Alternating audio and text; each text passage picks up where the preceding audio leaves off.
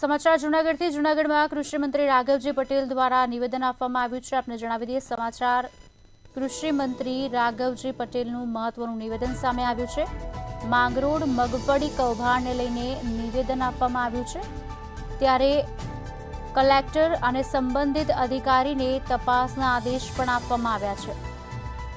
આ પ્રવૃત્તિ ચલાવી નહીં લેવાય, નિષ્પક્ષ તપાસ કરવામાં આવશે તેવું કહ્યું છે। ત્યારે કલેક્ટર દ્વારા પણ તપાસ કરવામાં આવશે।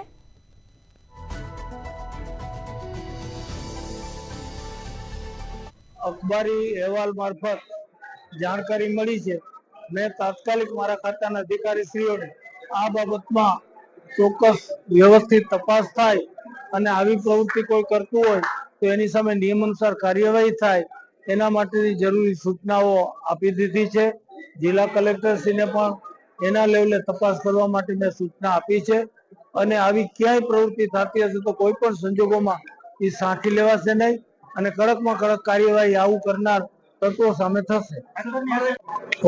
બંને પાર્ટીના નેતાઓ મળીને આ કૌભાંડ ખોટું કરનારાઓના કોઈ પક્ષ નીતિ સિદ્ધાંતો હોતા નથી, એને તો જે અનુકૂળ થાય એ આવું કરતા હોય છે, પણ સરકાર આવા તત્વોની એની ઈરાદો બહાર આવવા નહીં દે।